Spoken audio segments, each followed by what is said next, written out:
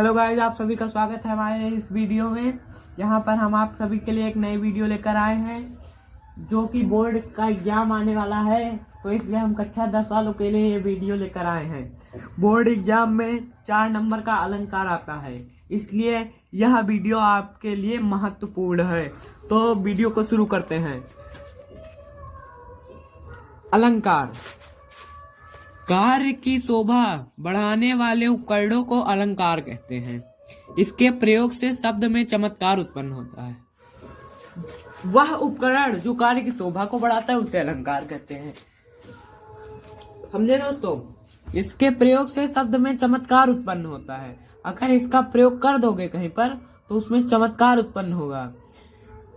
मतलब इसका प्रयोग जहां पर कर देंगे वहां में शब्द में अलंकार उत्पन्न हो जाता है।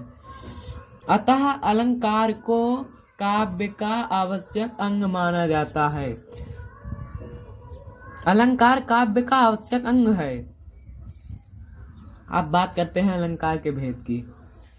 तो यहाँ पर अलंकार के 2 भेद दिए गए हैं। शब्दालंकार, अर्थालंकार। जब केवल शब्दों में चमत्कार पाया जाता है तब शब्दालंकार, तथा जब अर्थ में चमत्कार होता है तब अर्थालंकार होता है।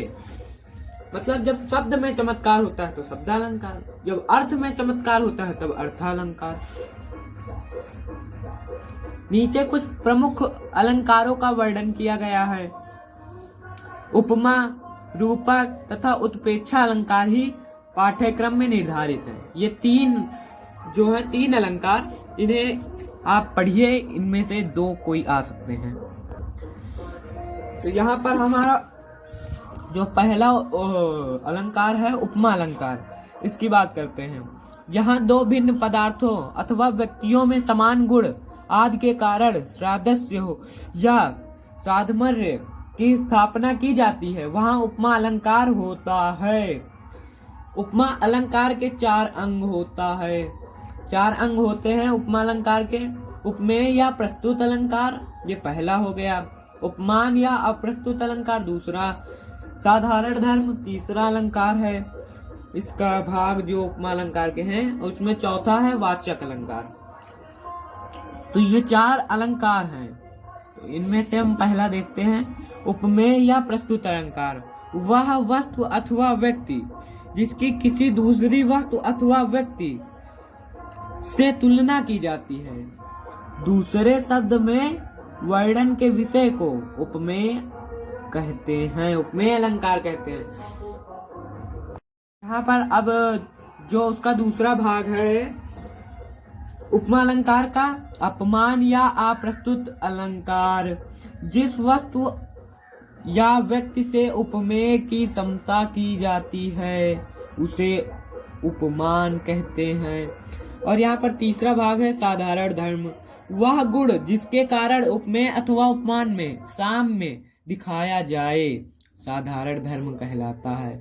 तो चौथा है वाचक। वह पद या शब्द जिसके द्वारा उपमेय तथा उपमान की समता प्रकट हो उसे वाचक कहते हैं। इसमें उदाहरण हम देख लेते हैं। एक उदाहरण दिया गया है, करिकर सरिस सुभग भुजदंडा।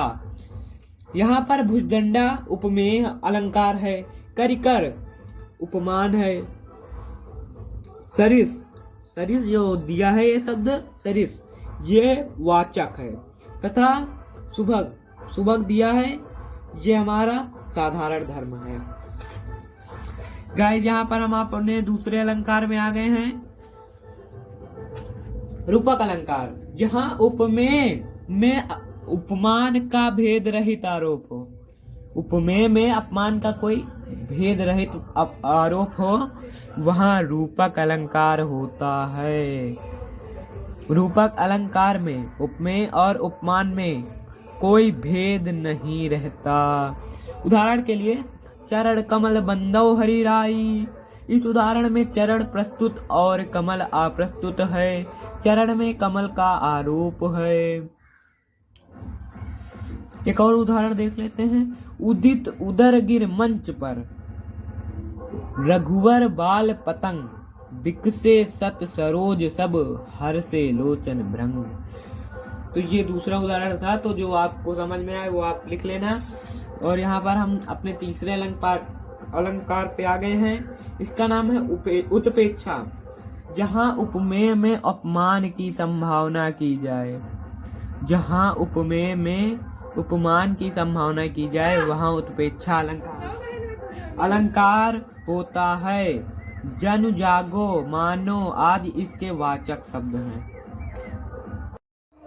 इसके उदाहरण देख लेते हैं। सोहत ओढ़े पीट पदु, श्याम सलोने गात, मनहु नीलमति शैल पर, आपतु परह प्रभात। इस दोहे में पीत पटु में आपतु तथा श्याम सलोने गात में नीलमति शैल की संभावना प्रकट की गई है। और मनहु शब्द का भी प्रयोग है, मनो शब्द का भी प्रयोग भी है, अतः यहाँ उत्प्रेक्षा अलंकार है। अन्य उदाहरण देते हैं इसका। एक और दो और उदाहरण दिए हैं। उभय बीच शिष सोहत कैसी, ब्रह जीव बिच माया जैसी, बहुरी कहाँ छब जस मन बसही, जन मधु मदन मध्य रति जैसी। दूसरा अलंकार है, दूसरा उदाहरण है।